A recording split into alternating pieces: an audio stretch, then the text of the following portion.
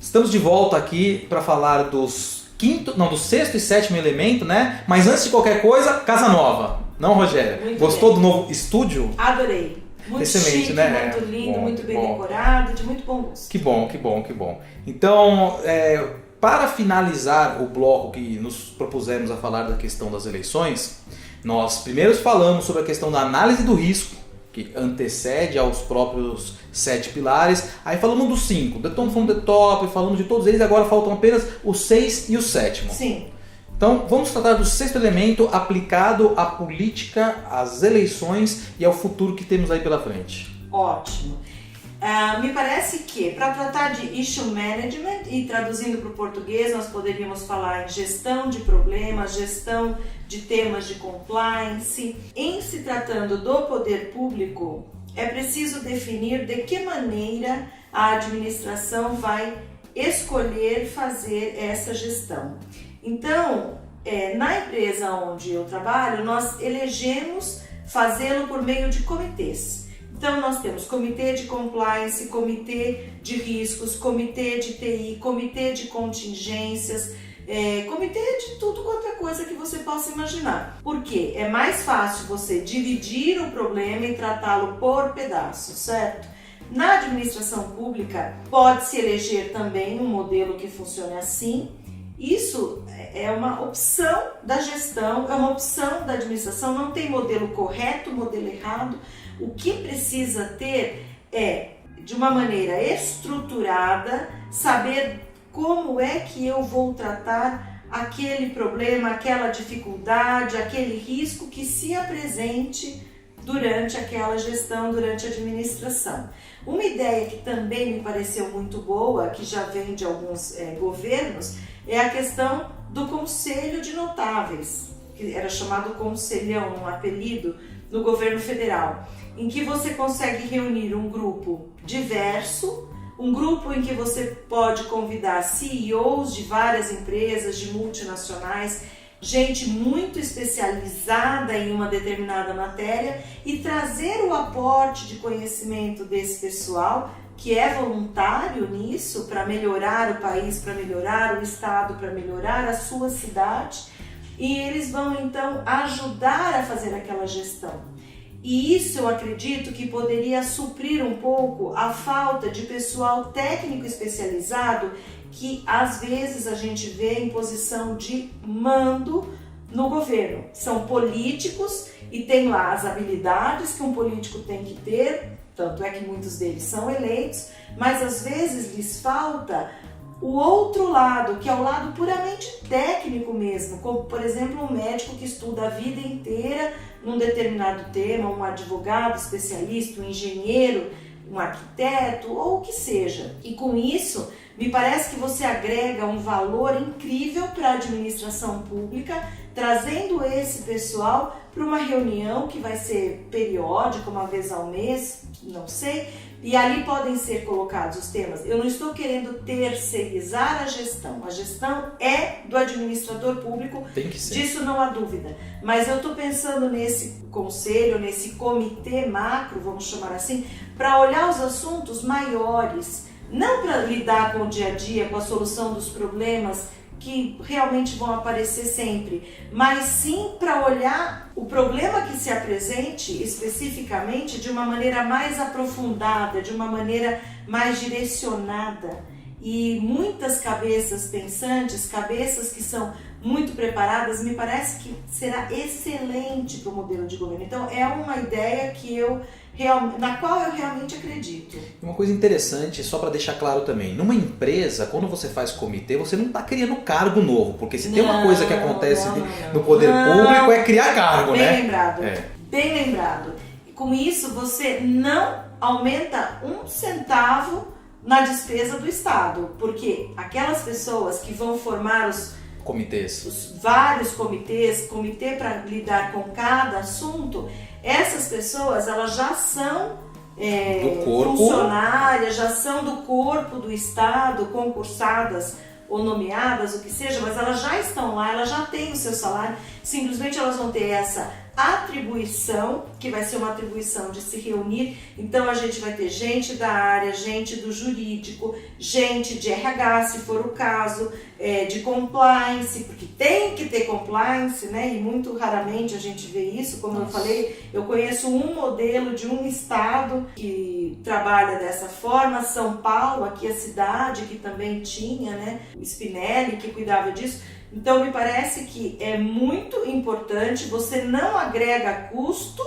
extra, mas você aporta muito valor, tanto nos comitês para fatiar os problemas e discuti-los dentro da administração, quanto nesse comitê maior, vamos chamar assim, comitê de notáveis, em que se podem trazer temas específicos, inclusive convidados para debater aquele tema específico.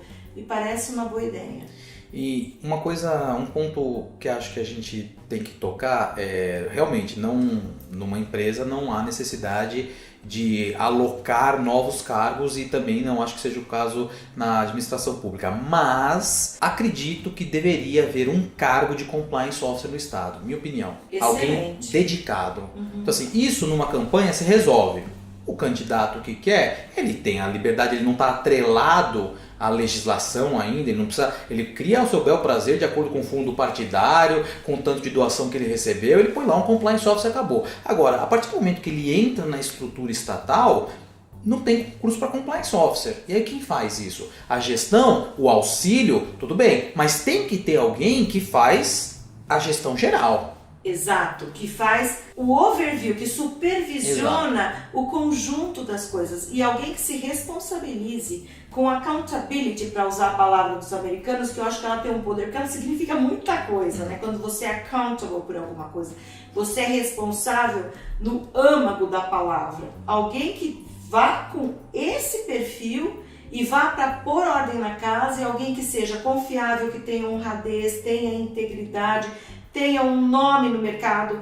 O que não se pode de maneira nenhuma é colocar, fazendo aqui uma analogia, a raposa para tomar conta do galinheiro, né? Isso que pegar não um dos podemos... políticos da velha guarda e colocar ele como alguém que compliance já está officer. condenado. Ficha já... suja. Não, né? Por exemplo, a gente tem hoje políticos condenados e que vão trabalhar e fazer leis. Essa pessoa, desculpa, eu entendo que não poderia jamais ser compliance officer, Jamais. porque tem uma condenação. Então tem que ser uma pessoa de ficha limpa, reputação ilibada nos estritos termos da lei. Quando Mas a gente fala em reputação ilibada, aquele significado Sim. é o significado que a gente deve. Mas ainda exigir. assim, eu acho que talvez seria necessária a criação de um cargo, compliance officer.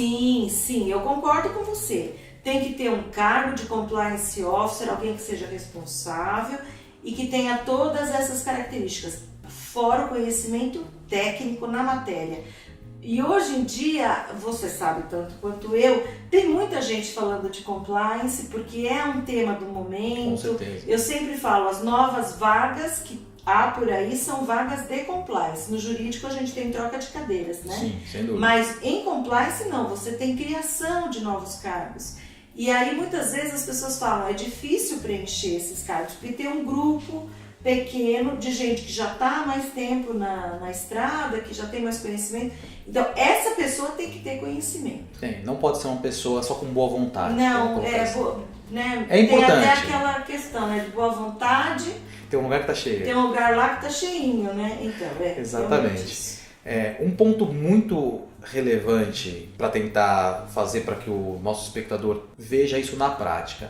Então, eu consigo visualizar facilmente uma denúncia na campanha. Então, agora, principalmente agora que não tem mais empresas, né?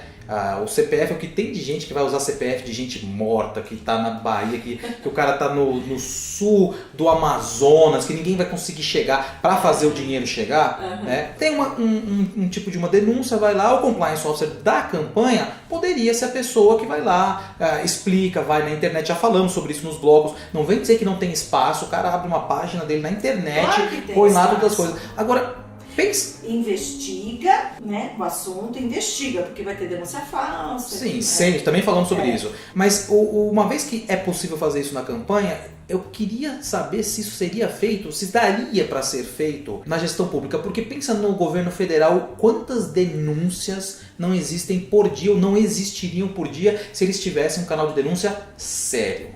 Então, assim, eu não sei se seria viável, sendo bem pé no chão, dar um disclosure tão grande assim como se gosta, como se dá dentro de uma empresa. Então, assim, acho que teria que ter alguma adaptação, principalmente porque esse é um tema de gestão. Então, vamos falar, né? Falar em canal de denúncia tem tudo a ver com esse elemento, obviamente, porque a gente trata a denúncia que chega. E como é que ela chega? Ela chega por carta, ela chega no almoço. Sinal de fumaça. Sinal de fumaça, de qualquer maneira. E aí a gente precisa preservar o denunciante, para isso a gente tem a garantia do anonimato, que é essencial neste país. Quando a gente fala em dar transparência, eu vou dizer qual foi a denúncia recebida, mas eu vou ter que ter extrema cautela antes dela ser definitivamente concluída a investigação ao divulgar. Porque uma vez que você divulga, você pode cometer até uma leviandade, porque nem todas as denúncias são de boa fé e muitas vezes aquilo que parece muito grave não é. A hora que você vai ver, não é nada. A gente já falou sobre isso aqui também. E outras, você vai puxar um negocinho, parece que você não é vê, nada. é a unha do dragão, e vem o dragão e ele tem 7 cabeças, etc. Agora, me parece que sim, é possível dizer, ao denunciante, recebi sua denúncia, você vai tratar aquela denúncia e ao final você vai dizer, concluí a sua denúncia. Para o denunciante. O que eu publicaria nessa página da internet? Se comprovada, eu fiz toda a investigação e realmente comprovei, aí sim eu vou publicar. E por se tratar de funcionário público, eu vou publicar com nome, sobrenome, nome do meio, nome da mãe, RG, o que for. Nome da mãe é brincadeira, né? Porque aí já entra em outra seara. Mas eu vou dizer exatamente o que aconteceu, qual foi a investigação. Vou deixar a investigação, inclusive, disponível. Para um processo administrativo, de eventualmente uma demissão, bem do serviço público. Até porque eu tenho que ter todo o respaldo. A investigação feita por compliance, ela tem que ser auditável e auditada. Se eu encerro uma investigação dizendo que aquele determinado fato não ocorreu, a auditoria tem que chegar lá e chegar à mesma conclusão que eu, que aquilo não ocorreu. Ou se eu colocar, não tenho provas de que ocorreu, é uma diferença também bem grande. Se eu coloco assim, não restou comprovado, papapá. Tá bom, da mesma maneira, indúbio pro réu, não consegui comprovar, é inocente e acabou e vamos tratar assim. Que é um pouco diferente na administração pública em relação às empresas privadas. Porque numa empresa privada eu faço uma investigação, o teu feeling te diz que aquilo aconteceu, mas você não consegue provar, é uma decisão do gestor continuar ou não com aquela pessoa dentro do quadro e obviamente não vai demitir por justa causa porque não tem elementos para tanto. No poder público é um pouco diferente porque a gente tem muito quadro de estável. Mas aí é o seguinte, indúbio pro réu, ponto final, acabou. E vamos tocar a vida. Agora aquela pessoa pode eventualmente ficar sob um monitoramento do seu gestor, uma questão mais de... Porque tudo leva a crer. Tem coisa que a gente fala, a gente sabe que aconteceu, mas não consegue provar. Muitas vezes você não sabe, porque para dizer que você sabe, você teria que ter a prova efetiva. Mas você tem aquela cisma. E você, monitorando mais de perto, você pode, inclusive, se convencer que você estava errado em ter aquele sentimento. Então, acho que ninguém perde com isso. E muito menos perde o governo em si e o cidadão que paga os impostos para que você tenha aquela pessoa trabalhando lá. Então, acho que todo mundo tem a ganhar com essa supervisão, se por acaso restar alguma dúvida. Agora, casos haverá em que você vai conseguir comprovar que aquela acusação é falsa, não aconteceu. E eu já passei por isso, de olhar uma coisa e entender que era grave e a hora que você vai ver não tem gravidade nenhuma, a coisa é do jeito que é, porque tem que ser assim e ótimo, melhor dos mundos. Então eu posso inclusive publicar a denúncia e publicar a resposta e publicar que isso aconteceu e aí eu vou, se é uma questão que ficou dada por inexistente, eu posso suprimir o nome da pessoa envolvida. Por que eu vou expor alguém se na verdade eu comprovei que a denúncia era, vou dizer, falsa, que não foi comprovada, melhor dizendo assim. Eu não preciso expor nesse caso. Agora, se eu fiz, se eu comprovei, se eu demiti por justa causa, isso vai sair no Diário Oficial? Vai sair no Diário Oficial? Por que não pode sair na página do governo? Agora, deveria sair, a meu ver. Deveria sair. E a gente poderia colocar também indicadores. Então eu faço o indicador do tanto de denúncia. Vira e mexe, a CGU publica. Você pode ver que na página da CGU, vira e mexe, eles falam tantos profissionais foram punidos, tantos políticos, tantos isso. Eles fazem isso. Então já existe de uma certa maneira, mas na CGU, para o âmbito federal. E a gente o que está propondo aqui é que isso seja disseminado. Exatamente. E que a Prefeitura do interior do Pará também tenha a sua página na internet e também mostre. Gente, isso para mim vai desmistificar a ideia de que todo político é ladrão, que ninguém presta, que entra na política para fazer sacanagem, que ninguém é punido. Não, vamos mostrar, tem gente séria, sim, tem gente honesta, tem gente com boa intenção, tem gente que entra na política porque quer ter um mundo melhor, quer ter um país melhor, quer ter uma cidade melhor. Isso é muito bom, a mim me parece, sabe? A gente não pode generalizar e aí a gente dá a oportunidade para a pessoa que quer fazer a coisa certa, não só fazer, mas mostrar que está fazendo. Eu acho que é muito salutar. Com certeza. Ainda que estamos falando de gestão, e já falamos em blocos anteriores que a questão da legalidade para o poder público é diferente para o particular. Na empresa, eu posso apurar uma denúncia, ao final eu levo para o meu CEO e a gente vai ver o que vai fazer. Se leva para a polícia, se não leva para a polícia. Como é que fica a gestão do resultado quando comprovado no poder público? Então, aí eu já acho que não teria essa flexibilidade. Não tem. Porque é uma obrigação, do contrário, você prevarica. Você comete um crime? Então, é o crime, né? Eu não posso, eu sou obrigada a fazer a denúncia. Uma vez comprovada na investigação. Comprovado, não estou partindo do pressuposto. Ninguém está aqui para fazer aventura jurídica com a vida de ninguém, né? Por isso que tem que ter alguém com responsabilidade, porque essa pessoa vai responder depois, ela, né? Sim, sem dúvida. Então, na verdade, você acaba com alguma coisa que existe ainda hoje nas empresas de, esse caso eu vou deixar passar. Porque o que as pessoas têm que entender é que o Compliance Officer ele não é executivo, ele não é um órgão executor. Ele vai fazer o papel dele e vai entregar um relatório. Quem decide o que fazer com aquilo é o executivo da empresa. Você agora acabou de me dar um excelente insight. Por quê? O que acontece nas empresas privadas, né? Na empresa privada, você sempre tem a quem reportar. Sempre. Né? Então, eu sou Compliance Officer, acontece alguma coisa, aí a pessoa, eu falo, olha, o caminho é esse, assim, a pessoa fala, não, eu não vou seguir esse caminho porque eu tenho outro entendimento, na minha área mando eu, seja lá o que for. Eu tenho como escalar, certo? Agora, vamos supor que você esteja no governo e aí você se vê frente a uma situação, você leva para a autoridade máxima e ela vira para você e fala, então, poxa, nossa, esse chato, aqui chato, mas não, meu braço direito tá comigo na vida pública. Ajuda a gente tanto, o que ele faz de benefício para o Estado é muito melhor. Não foi em benefício próprio. Bom, aí quem é o superior? É o povo. Eu ponho na internet. Olha, aconteceu e pronto, tem Ministério Público. Para isso tem os órgãos de fiscalização. Tem Ministério Público, tem CGU. Eu posso reportar para esses órgãos de controle, os tribunais de contas. E veja que coisa interessante. Numa empresa, você pode colocar na internet, o executivo no dia seguinte fala assim, tchau, obrigado. No poder público não é tão fácil.